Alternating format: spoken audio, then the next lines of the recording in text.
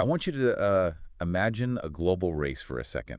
Like it's the ultimate marathon. Right. Every nation on Earth is lined up on the starting track. Exactly. And the winner of this race is, almost always decided by a very traditional set of rules. Whoever runs the fastest and whoever accumulates the most wealth along the way basically takes the gold. Yeah, it's entirely about speed and financial accumulation. Right. But what if there's a runner in this race who is currently placed like 122nd out of the pack? They're way in the back, seemingly struggling just to keep pace. Just eating dust. Yeah, eating dust. Yet, when the judges suddenly stopped the race and decided to check everyone's actual running form, their fairness to the other competitors, and, well, how lightly their shoes tread on the ground. This is where it gets crazy. It really does. Because this 122nd place runner instantly leapfrogs 27 of the wealthiest, fastest competitors on the track. I mean, it completely upends our entire definition of what it actually means to be, quote-unquote, winning in the modern world. It totally does. And that runner is the nation of Kyrgyzstan. So today we are taking a deep dive into a mountain of compiled United Nations data. A literal mountain of raw UN data files spanning decades. Yeah, and this data basically proves that everything we know about winning the global economy might just be entirely backwards.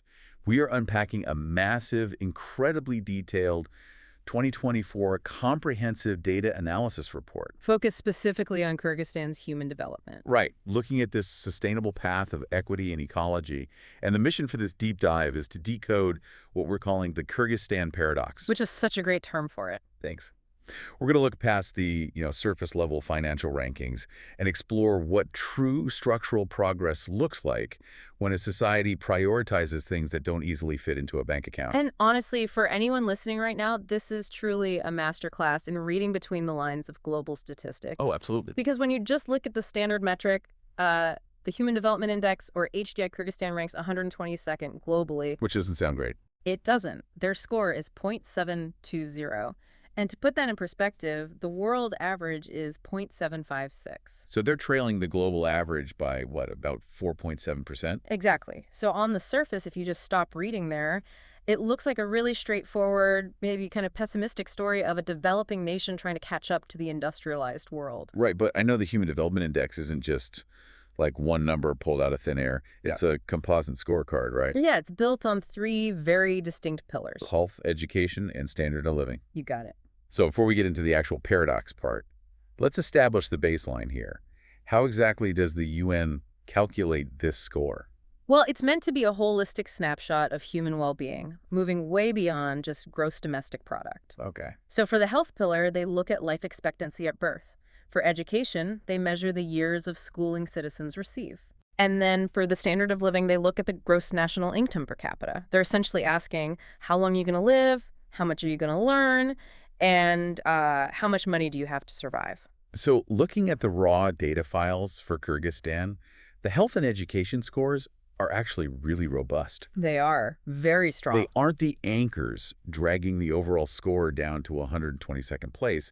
The massive weight pulling them down is that third pillar, the standard of living, the wallet. Right. Their gross national income per capita sits at $6,078. Wow. And compare that to the global average, which is a massive $20,327. Yeah, their average income is basically less than a third of the global average. That's a huge gap. In a purely capitalist, market-driven framework, that looks like a severe failure. But let me stop you there, because I'm genuinely struggling to reconcile this. Go for it. If their income is that staggeringly low compared to the global average, how are they even maintaining a 122nd place ranking? It's a great question. Like, how is their overall HDI 0.720? It seems like an income that low would just pull the entire average down into the absolute bottom tier of nations. And that is the crux of the illusion. To understand how they're propping up that score without financial capital, you literally cannot look at that $6,078 in a vacuum. Okay, so what's the context? We have to understand the historical trauma this country went through to even arrive at this point. We really have to travel back to the early 1990s. Yeah, I was looking at the historical data sheet, and the line graph for the 90s reads less like an economic trend and more like a seismograph during a catastrophic earthquake. That's actually a perfect way to describe it. It completely falls off a cliff. It represents a total structural upheaval. So in 1990, just before the dissolution of the Soviet Union, Kyrgyzstan's HDI was 0.649. Okay. They were fully integrated into the Soviet planned economy. Their factories, their agriculture, their supply chains, they were all directed by and totally reliant upon Moscow. Right, part of a massive machine. Exactly. So when the Soviet Union collapsed in 1991, it wasn't just a political change. The economic life support was just violently unplugged overnight. What does that actually look like on the ground? Because, societal transition sounds so clinical. On the ground, it means the factory you work at suddenly cannot get parts, so it just closes. Wow. Everyone's out of a job. Instantly. It means the state currency becomes virtually worthless due to hyperinflation. Right. It means teachers and doctors are suddenly going months without pay because the central government simply has no funds. That is terrifying. It is. And you can track the pain of this transition year by year in the UN data. By 1991, their overall score drops to 0.643. By 1993, it's down to 0.615. Just a free fall. Yep. And in 1995, it hits a historic, devastating low of 0.590. That 5-year window is brutal. Their income per capita plummeted from over $6,100 down to just $2,914. Cut in half. Their wealth was effectively slashed in half in just 5 years. And a shock like that often breaks a society completely. Oh, totally. You see civil wars start over less. Exactly. You see institutions crumble, life expectancy plummet, and schools board up their windows. But this is where the resilience of the Kyrgyz people really begins to show in the data. How so? From that 1995 low point of 0.590, the data shows a relentless, almost stubborn upward trajectory. Every single year, just inching up. Slowly rebuilding. Yeah.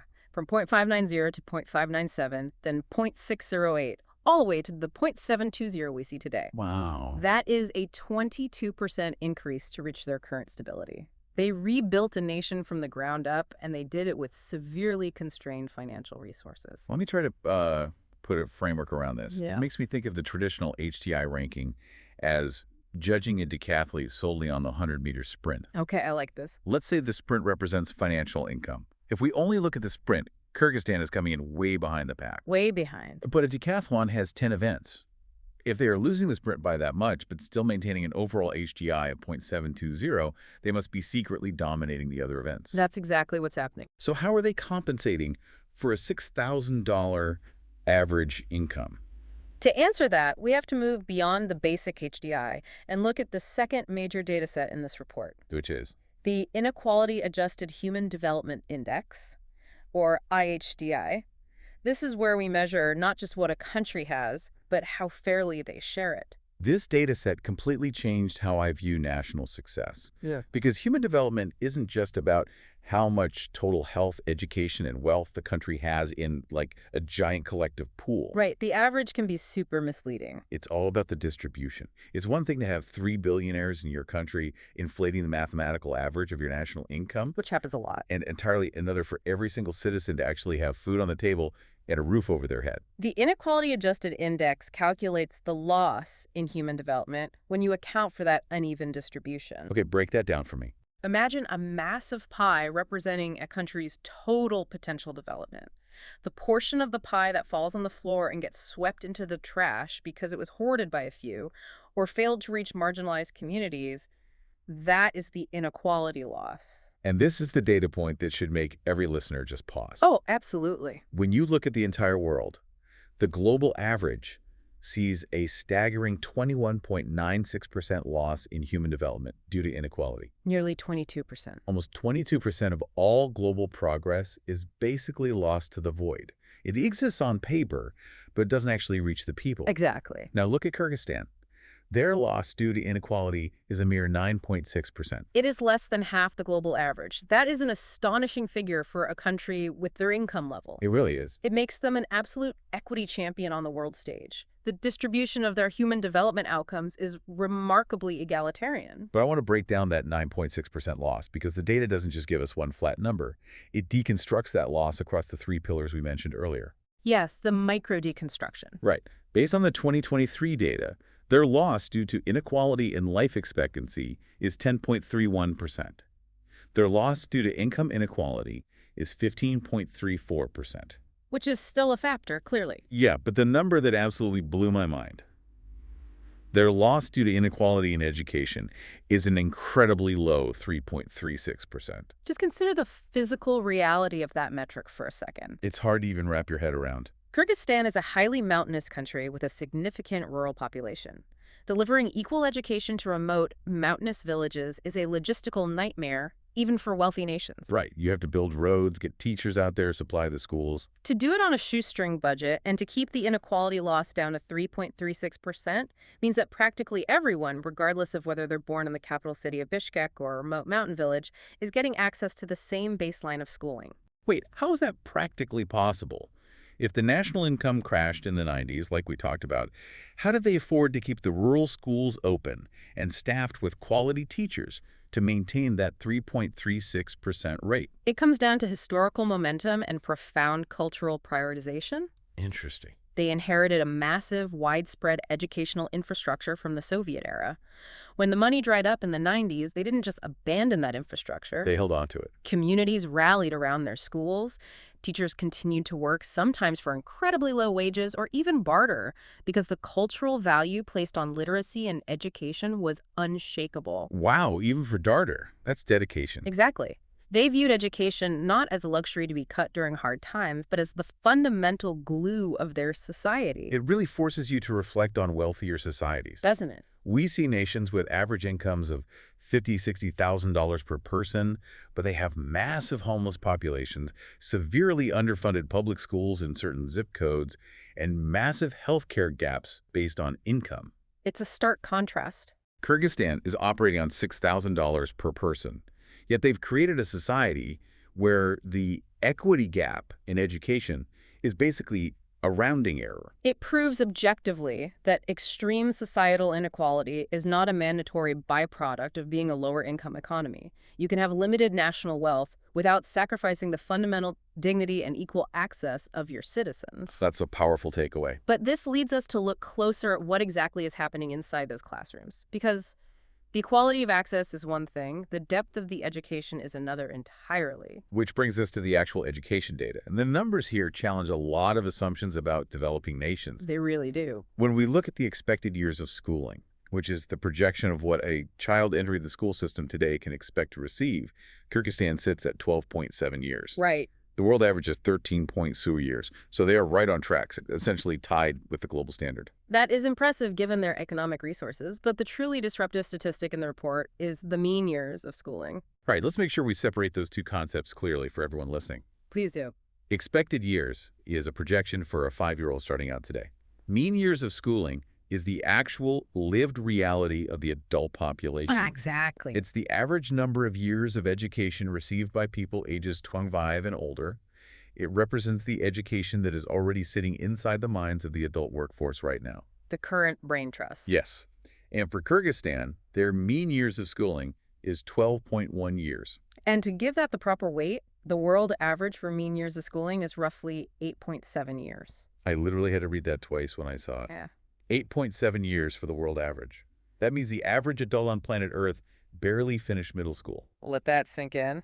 But in Kyrgyzstan, the average adult has 12.1 years.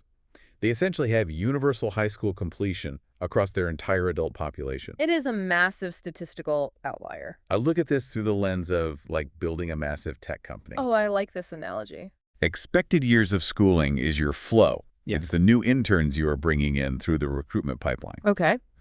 But mean years of schooling is your stock. It's your permanent existing workforce of senior developers. Yeah. You can't run a complex company just on interns. Right. You need the veterans. Kyrgyzstan doesn't just have a good pipeline. They have a massive pre-existing stock of highly educated citizens that is far beyond the global norm. That is a highly accurate way to frame it. An adult population with a mean years of schooling of 12.1 has profound macroeconomic implications. How so? When international companies or even domestic innovators look for a place to build, to digitize, to create complex supply chains or tech hubs, the higher hurdle is usually finding a literate, capable baseline workforce. That makes sense. Training is expensive. Exactly. You can build a factory anywhere, but if the local population only has an 8-year education average, training them for complex tasks takes years and millions of dollars. Kyrgyzstan has already paid that cost. They've already built that human capital reservoir. And it creates a shared civic reality, right? What do you mean? Well, if the doctor, the farmer, the politician, and the mechanic all share a 12-year educational baseline, you inherently limit how fractured and alienated a society can become.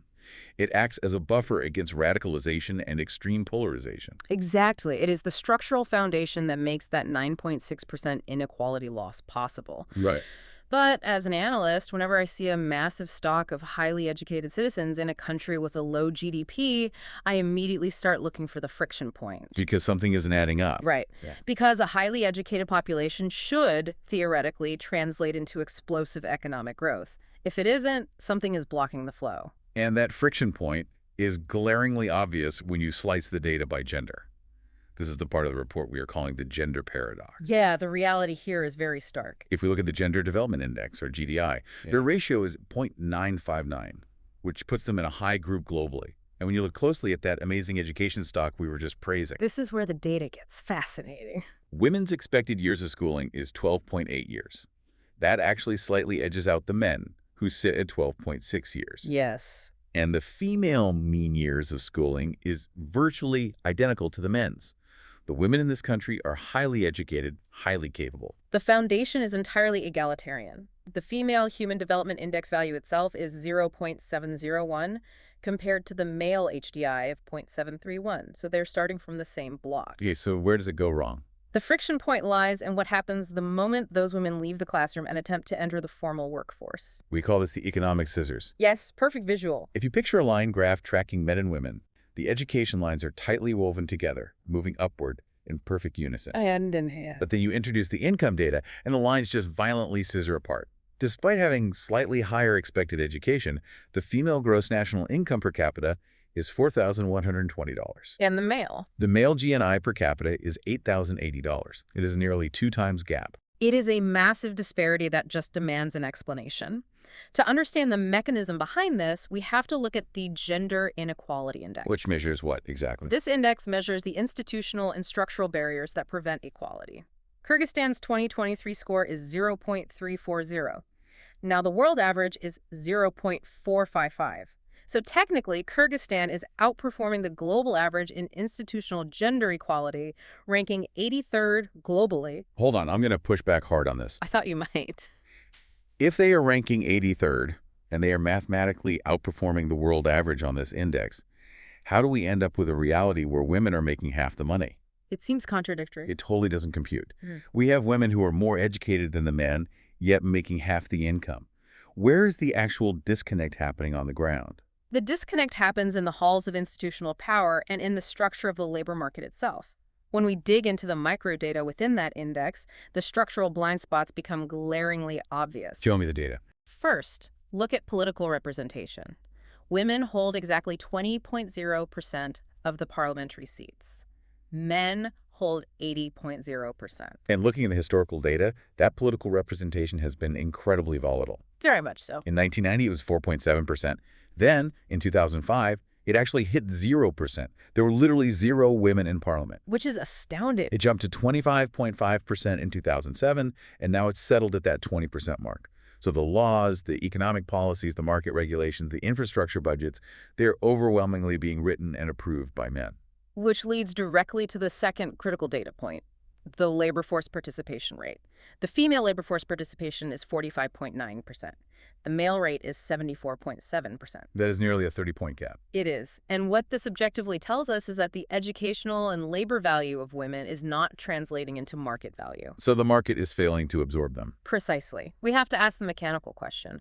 Where are these highly educated women if they aren't in the formal workforce? What does the sociology say? The sociological data suggests they are absorbing massive amounts of unpaid care work, domestic labor, and fulfilling traditional family roles. So it's like having a Ferrari in the garage, but you refuse to hand over the keys. That's a great way to put it. You have this incredible stock of talent women with 12.8 years of schooling, highly literate, highly capable, but because of institutional blind spots, perhaps a lack of state-funded childcare infrastructure, or deeply ingrained traditional gender roles regarding who takes care of the elderly and the children, she literally cannot participate in the formal, paid economy at the same rate as a man. The system limits her. Right. Her $4,120 income isn't because she's less capable or less educated. It's because the system is structurally designed in a way that limits her economic leverage. Precisely. And this raises an incredibly important question for anyone studying global development. Education is necessary, but is it sufficient on its own?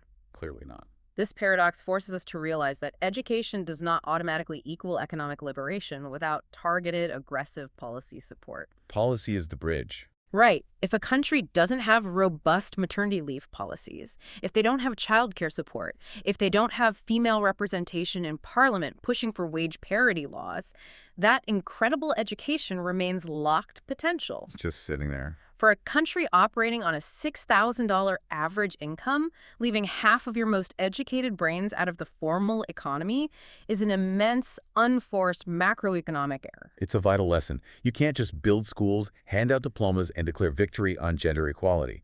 The follow-through into the market is everything. Everything.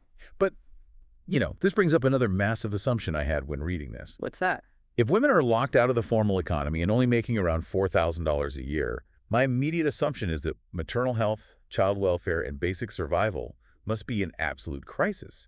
Like, how do you afford health care on that income? That is a very logical assumption. But this is where the unseen benefits of that 12.1-year education average reveal themselves. Okay, show me. Let's look at the health data, specifically maternal health. The maternal mortality ratio, which measures deaths per 100,000 live births, has actually plummeted. Really? Yeah. In 1990, during the Soviet era, it was 83.0. In the chaotic mid-90s, when the economy crashed, it spiked to almost 88. But by 2023, it has been driven down to 50.4. Wow. That is a nearly 40% reduction in maternal death. And the adolescent birth rate tells a parallel story. In 1995, there were 60.3 births per 1,000 women ages 15 to 19. Today, that number has been more than half to 28.3. So young women are staying in school longer, and they're having children much later under much safer conditions. This is the invisible yield of the education system.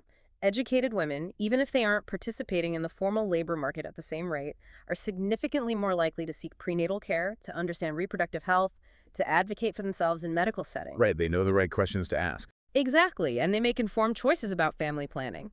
The health outcomes improve dramatically, not because they have more money, but because the baseline education allows them to navigate the world more effectively. The education bypasses the economic block to still deliver a quality of life outcome. That makes total sense. It's a really beautiful data point. Now let's zoom out from health Yeah. and look at the absolute bottom of the economic ladder. How does a country with such limited funds handle extreme poverty? This is where we look at the MPI. The UN uses a metric called the Multidimensional Poverty Index, or MPI. And I have to admit, when I first read this section of the report, I genuinely thought there was a typo in the data table. You're referring to the MPI value of 0.003. Yes, an MPI of 0.003. And the poverty head count, the percentage of the population living in this state, is just 1.0%. It's remarkably low. Basically, extreme multidimensional poverty has been eradicated in this country. And remember, we are talking about a nation where the average income is $6,000. How do you eradicate extreme poverty without being rich? What is the actual mechanism here? It requires understanding how the MPI is calculated. It doesn't just look at a bank account and ask if you have less than $2 a day. Okay, so it's not just a cash threshold. Right. It looks at overlapping deprivations across health, education, and living standards. It asks practical questions. Do you have a dirt floor? Do you lack clean drinking water? Are your children out of school? Are you physically malnourished? Real-world markers of poverty. Exactly. To have an MPI of 0.003 means that virtually no one in Kyrgyzstan is experiencing these overlapping deprivations. The state, despite its highly limited budget, has managed to build a social floor that nobody falls through.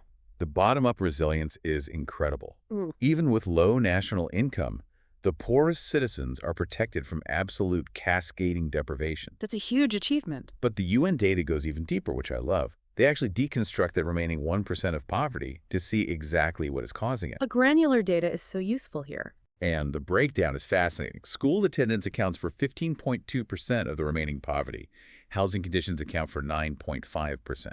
But the massive outlier. Nutrition accounts for 40.2% of the remaining multidimensional poverty. And this highlights the immense practical value of granular data. If you are a policymaker in Kyrgyzstan, You don't need to guess where to put your limited funds. You aren't just throwing darts at a board. Exactly. You don't need to blindly throw money at infrastructure. You have already built the schools. You already secured the drinking water. The data tells you exactly where the final bastion of poverty resides. It's in nutrition. So you know exactly where to aim. You know precisely where to aim your resources. You can implement highly targeted food security programs, school lunch initiatives, or maternal nutrition supplements. It's like debugging complex software. Yeah. You run the diagnostic, you find the exact line of code causing the error, in this case, nutritional inequality, and you just patch it. You aren't rewriting the whole operating system. That's a perfect analogy. It speaks to a highly efficient use of state resources. They are achieving maximum human welfare yield per dollar spent. They've isolated the vulnerability. Okay, let me summarize where we are. We've seen they have a highly educated population with a 12.1-year average. Yes.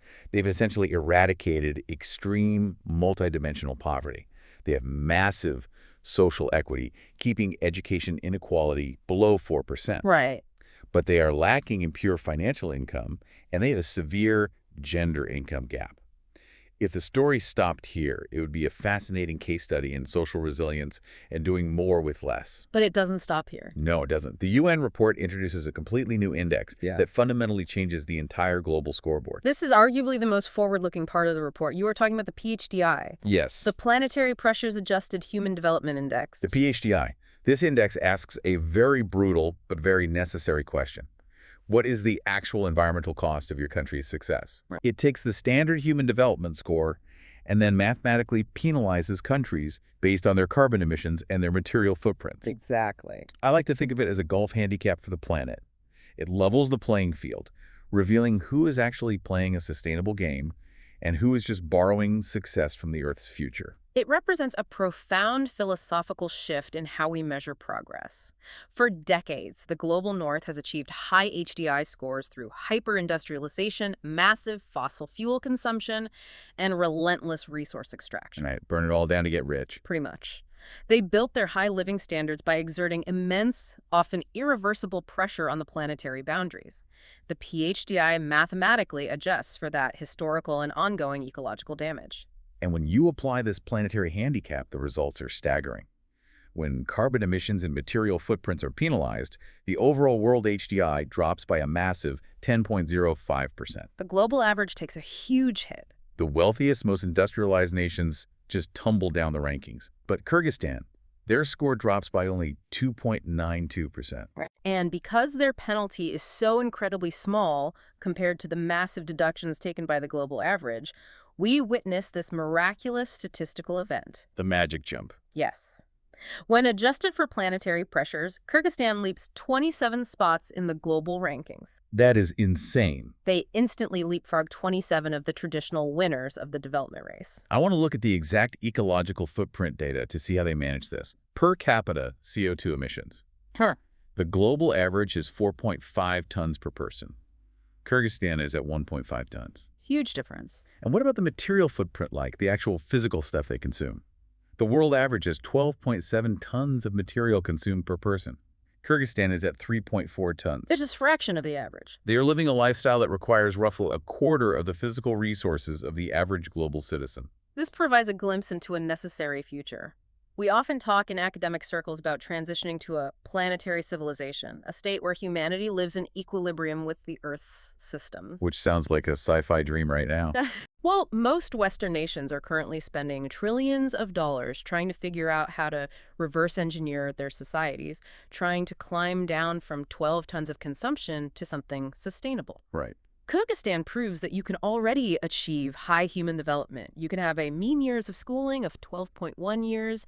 You can eradicate extreme poverty. You can have a 9.6% equity loss without ever adopting a high-carbon, high-resource consumption model in the first place. It's almost like they skipped the dirty industrial phase entirely and have this incredibly light tread on the track. Exactly. But I have to play devil's advocate here. We established that their income is $6,000. People still want to buy things, right? Of course. People want smartphones, better cars, international travel, air conditioning. Can they really maintain this 1.5 tons of carbon and 3.4 tons of material footprint if their income finally starts to rise? Or is their light ecological footprint just a side effect of their relative poverty? That is the pivotal existential question facing their policymakers right now. Is this low footprint poverty by default, or is it sustainability by design? Who do you think? The truth is currently a mix. Their lower income certainly suppresses mass consumption, but this is exactly why this 2024 data report is so vital. It acts as a strategic map for their future. It shows them what they've achieved and what they have to lose. Let's actually use that to build a strategic summary of Kyrgyzstan based on this mountain of UN data. Sort of SWOT analysis, strengths, weaknesses, opportunities, threats. Let's start with the strengths. They possess deep generational educational reserves. An MYS of 12.1 is an incredible, almost irreplaceable asset. Absolutely. They have immense social equity, keeping their inequality loss below 10%. Yeah. And they have an incredibly light ecological footprint, allowing them to leapfrog 27 spots on the planetary index. And the weaknesses are just as clear in the data. Low overall national income, sitting at a third of the global average, and that massive gender income gap, the economic scissors, where women hold only 20% of parliament and have a labor participation rate nearly 30 points lower than men, despite being equally educated. So when we synthesize the ultimate takeaway from the 2024 report, the future opportunity becomes evident. What's the path forward? The goal for Kyrgyzstan shouldn't be to blindly imitate the high-energy, environmentally destructive growth models of the 20th century West. They shouldn't try to build massive, carbon-heavy manufacturing hubs just to bump up their gross national income. Because that would destroy their PHDI advantage. Right. They need to play to their unique strengths. Which are what, exactly? The focus must be on leveraging their massive soft power, that high education, that low carbon footprint, that high social fairness. They need to translate that soft power into hard power, meaning high sustainable income. How did they do that practically? The mechanisms for that are clear. Digital innovation, knowledge-based economies, green technology, and crucially, aggressive gender equity policies. Closing the scissors. Exactly. If they can bring that highly educated female workforce fully into the digital and green economy, their income per capita will soar without requiring a massive spike in carbon emissions or material consumption. It's about upgrading the software of their economy, rather than building dirty new hardware. That's a brilliant way to phrase it. You know, we spent this entire deep dive looking at global macro data, UN indices, and national policies. But I want to tie this back to you, the person listening right now, in your daily life. It's highly relevant on a personal level. Because this macro data holds a deeply personal micro lesson. We all have our own personal human development index. Are you individually chasing pure income, that decathlete sprint, at the expense of your personal equity, your health, your relationships, and your environment? It's a tough question to answer, honestly. It is. Kyrgyzstan's paradox reminds us that the inner quality of how we live often matters far more than the raw accumulation of wealth. It really challenges us to measure our own success, not just by the balance in our bank accounts, but by the sustainability, the depth of our knowledge, and the fairness of our lives. And as we wrap up, I want to leave you with one final, lingering thought to mull over. We started by imagining a race where the 122nd place runner leaps ahead when the rules of the game change to account for the planet. Yeah. Think about this. If every single nation on Earth tomorrow magically achieved developed status by mirroring the exact historical carbon output and material consumption of the current top 10 HDI countries, well, the planet's ecosystem would immediately collapse. It mathematically cannot happen. It can't. Therefore, is it possible that the true, definitive model of a successful 21st century developed nation hasn't actually been built yet? I believe it hasn't. The future belongs to those who can grow without destroying. And when that definitive model of a true planetary civilization is finally built, it might ultimately look a lot more like a refined, wealthier version of Kyrgyzstan than it does today's industrial giants. Thanks for diving deep with us today. Keep looking past the surface numbers, and we'll see you next time.